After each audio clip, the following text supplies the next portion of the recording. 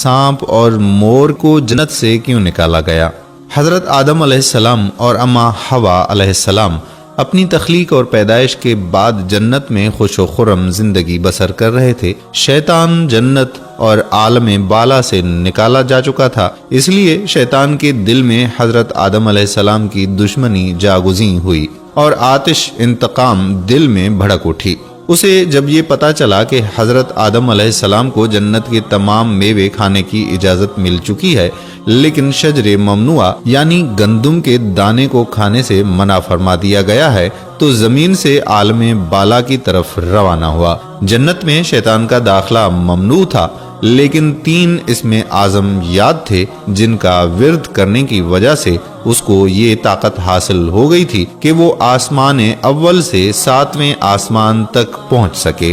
वो जन्नत के दरवाजों पर बने हुए याकूत सुर्ख के 2 चबूतरों में से एक पर बैठ गया और 300 साल तक इंतजार करता रहा कि कोई जन्नत से बाहर आए और उसे अपने मतलब की बात करे। अचानक मोर जन्नत से बाहर आ गया। उसको देखते ही शैतान खुश हुआ और उसे कहने लगा कि ऐ खुशनुमा परंद, तुम कौन हो? मोर ने जवाब दिया कि मैं मोर हूँ। मोर ने कहा कि तुम अपना तारुफ करवाओ। शैतान ने कहा, मैं आलम कुरूबियां का एक फरिश्ता हूँ और एक लम्हे के लिए भी अल्लाह की याद से गाफिल नहीं हूँ। मैं चाहता हूँ कि जन्नत के अंदर जाऊं और वहाँ की नेमतों का अपनी आंखों से मुशाहिदा करूं।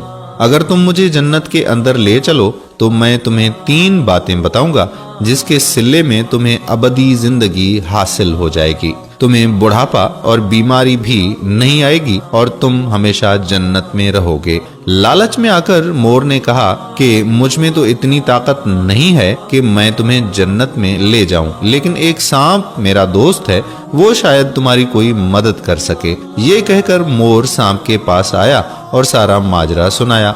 सांप भी शैतान की गुफ्तगू से बहुत खुश हुआ और उसे अपने मुंह में छुपाकर जन्नत में दाखिल होने में कामयाब हो गया और शजरे ममनुआ के पास पहुंचा दिया। दूसरी जानिब जन्नत के निगहबानों को फौरन ये इत्तला मिल गई कि शैतान जन्नत में दाखिल हो चुका है।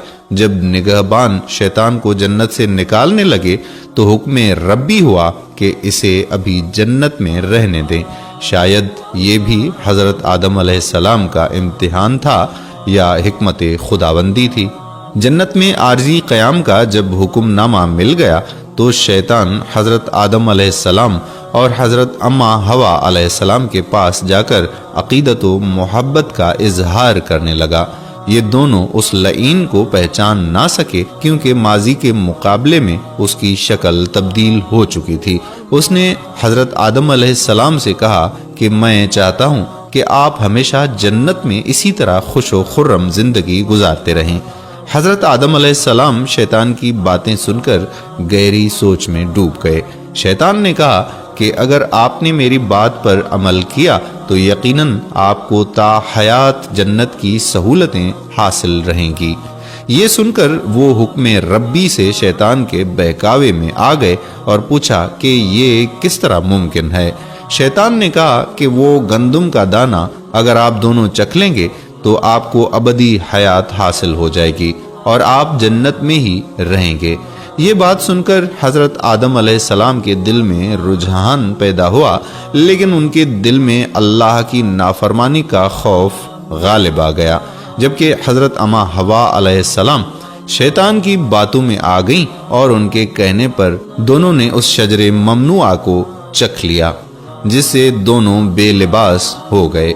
कहानी तो बहुत तवील है, लेकिन मुख्तसर बात ये कि अल्लाह के हुक्म पर फरिश्तों ने हजरत आदम अलैहिस्सलाम को कोह सरांदीप यानी श्रीलंका के करीब और हजरत अम्मा हवा अलैहिस्सलाम को जिद्दा की सरजमीन पर जा उतारा।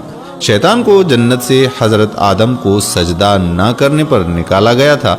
जन्नत में हर आसाइश मौजूद थी। हजरत आदम अलैहिस्सलाम खुश थे मगर तन्हा रहते थे। फिर अल्लाह ने उनकी तन्हाई को ख़त्म करने के लिए उनकी पसलियों से बीबी हवा को पैदा किया। दोनों एक साथ रहने लगे। अल्लाह ने उन्हें एक खास फल के करीब जाने से मना किया और कहा कि अगर तुमने उसे खाया तो जालिमों में शुमार हो जाओगे। اسی جنت میں مور اور سانپ بھی رہتے تھے۔ وہ جنت سے باہر بھی آیا جایا کرتے تھے۔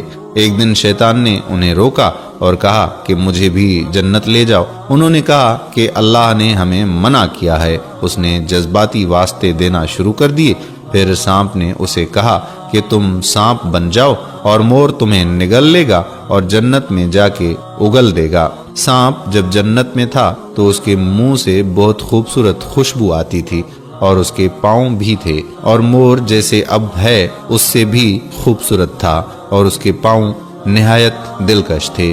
بس مور نے جنت جا کے سانپ کو اگل دیا۔ شیطان جنت میں حضرت آدم اور حضرت حوا سے ملا، انہیں اس پھل کے بارے میں بہکانے لگا۔ حضرت آدم علیہ السلام نے انہیں کہا کہ ہمیں اللہ نے منع فرمایا ہے۔ ایک دن حضرت آدم علیہ السلام سو رہے تھے۔ شیطان حضرت حوا کے پاس گیا اور انہیں پھر سے اس پھل کے بارے میں بہکانے لگا۔ حضرت حوا بالآخر اس درخت کی طرف چلی گئی اور وہ پھل کھا لیا۔